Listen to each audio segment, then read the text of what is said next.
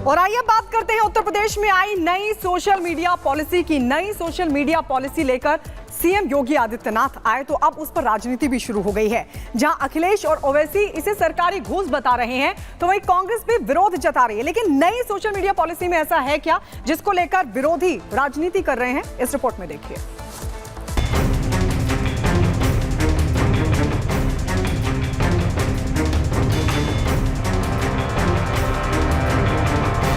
लाल टोपी है लेकिन काले कारनामों के लिए लोग जाने जाते हैं। सियासत में कारनामे तो सबके उजागर होते हैं, किसी के जल्दी तो किसी के देर से। योगी ने अखिलेश की पार्टी की लाल टोपी के पीछे काले कारनामों का पूरा कच्चा चिट्ठा खोल दिया तो सपा योगी सरकार की नई सोशल मीडिया पॉलिसी को करतूतों पर पर्दा डालने की कोशिश बताने में लग गई। क्योंकि यूपी में योगी एक ऐसा नियम लाए हैं कि सरकार के गुण गाओ और घर बैठे लाखों कमाओ। अगर आप भी फेसबुक, यूट्यूब, ट्विटर चलाने के शौकीन हैं और सब्सक्राइबर्स की फौज भी है तो बाबा आपको मालामाल कर देंगे। रोजगार सबको, कोई भेदभाव नहीं। हमने 6.5 लाख नौजवानों को प्रदेश के अंदर नौकरी दी। हमने प्रदेश के अंदर 2 करोड़ से अधिक नौजवानों को रोजगार दिया। निजी क्षेत्र में निवेश करके और लगभग 75 लाख से अधिक नौजवानों को, उद्यमियों को स्वतः रोजगार के साथ जोड़ने का काम भी हमारी सरकार ने किया है। डबल इंजन की भारतीय जनता पार्टी की सरकार ने किया है। योगी का दावा है कि इन्फ्लुएंसर्स को रोजगार मिलेगा तो प्रदेश का ही तो विकास होगा। लेकिन बेरोजगारी के नाम पर पांव पटकने वाले विपक्षी नेताओं को ये पच नहीं रहा है। अखिलेश ने योगी सरकार की नई सोशल मीडिया पॉलिसी का सच बताने का दावा करते हुए ट्वीट करके तंज कसा है। उन्होंने लिखा, हम बांट रहे हैं दाने, गाओ हमारे गाने, जेल तुम्हारा घर है अगर हुए बेगाने। ये तरफदारी के लिए दी जाने वाली घूस है। सरकार के चरणों में पड़े रहने वाले चारण पैदा करना चाहती है बीजेपी। बस यहीं से बयानों की बाढ़ आ गई और प्रियंका से लेकर ओवैसी तक सब सोशल पर वोकल होने लगे और योगी के फैसले को सरकारी घूस बताने में लग गए। अभिव्यक्ति पे रोक लगाई जा रही है, पीड़ा पर रोक लगाई जा रही है। जो समस्याएं हैं उसको अभिव्यक्ति न हो सके ये प्रयास किया जा रहा है। मैं इसकी निंदा करता हूँ। आप गलत कर रहे हैं, चोरी कर रहे हैं लोग, उनको अगर कहेंगे तब भी मृत्युदंड का प्रोविजन कर देंगे। तो ये जो नीतियां हैं, जब आदमी बिल्कुल गलत रास्ते पर चलने लगता है, बदहवास हो जाता है, तब ऐसी बातें करता है। तो 27 में और उसके बाद 29 में ख़त्म। एक तो अच्छा प्लेटफार्म है, ये भी रोजगार का एक अवसर पैदा कर रही है उत्तर प्रदेश की सरकार। और ऐसा नहीं है कि सिर्फ उत्तर प्रदेश में ऐसा हो रहा है, देश के कई प्रदेशों में इस तरह की व्यवस्था चल रही है। योगी कोई फैसला ले और विपक्ष सियासत ना करे, ऐसा भी भला हो सकता है क्या? वो भी तब जब उत्तर प्रदेश में 10 सीटों पर उपचुनाव आने वाले हों। लेकिन दावा यह है कि यूपी सरकार की ये पॉलिसी न सिर्फ रोजगार देगी बल्कि जनता को सरकारी योजनाओं के बारे में जानकारी भी देगी।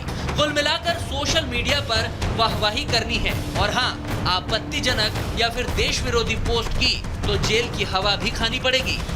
देश में रहना है, उस देश का ही अगर देश विरोधी करेंगे तो ये देश को तोड़ने का काम है।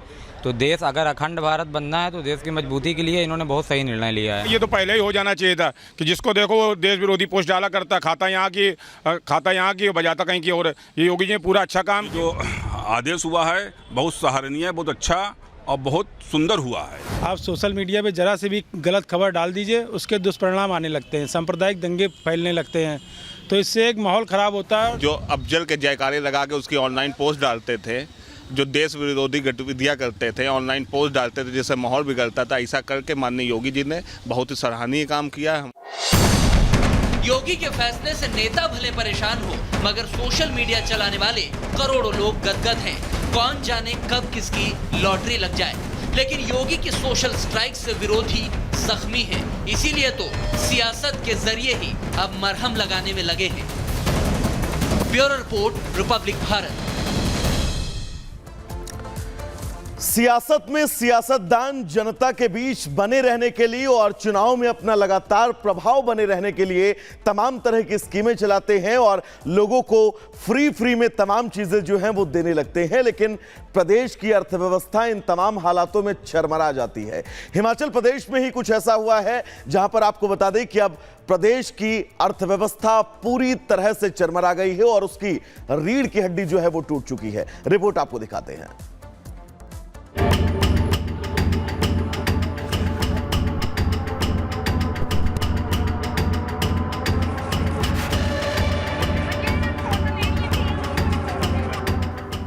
कहते हैं कि जितनी चादर हो उतने ही पैर पसारना चाहिए, लेकिन ये बात आज के राजनेता सत्ता की हसरत में कुछ इस तरह भुला देते हैं कि राज्य की जेब जवाब देने लगती है। कुर्सी पाने के लिए की गई तिकड़मी और रेवड़ियों की बौछार जनता पर भी बोझ बनकर गिरने लगती है, तो विकास और अर्थव्यवस्था धराशायी हो जाते हैं।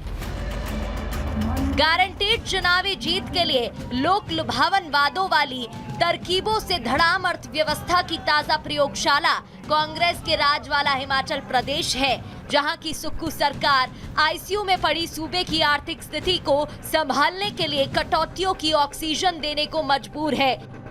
अभी सत्ता में आए आधा समय भी नहीं बीता कि कांग्रेस सरकार का खजाना खाली हो चुका है। आलम यह है कि अब सीएम खुद अपना वेतन नहीं लेने की बात कह रहे हैं।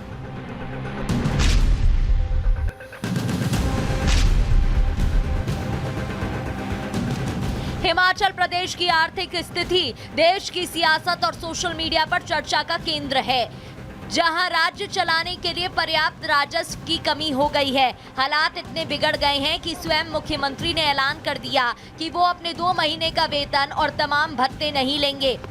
इतना ही नहीं, विधानसभा में इस बारे में बताते हुए सीएम सुक्खू ने कहा कि उनकी सरकार के सभी मंत्री और मुख्य संसदीय सचिव भी अगले 2 महीने तक वेतन और भत्ते नहीं लेंगे।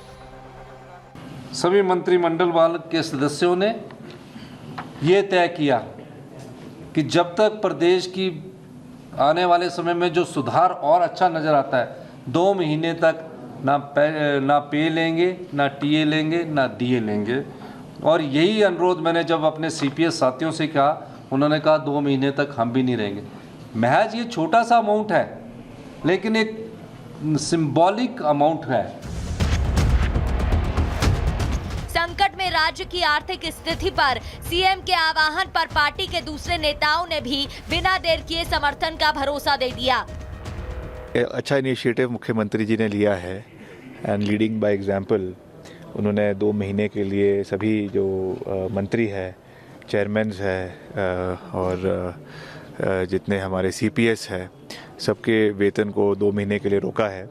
और आने वाले समय में विधायकों से भी अपील करी है कि उनको भी कुछ समय के लिए अपने वेतनों को छोड़ना चाहिए, ताकि हमारे प्रदेश में जो वित्तीय संकट है उससे निकलने में छोटा सा सहयोग हो सके। और हम लगातार प्रदेश में संसाधनों को मजबूत करने के लिए पूरा प्रयास कर रहे हैं।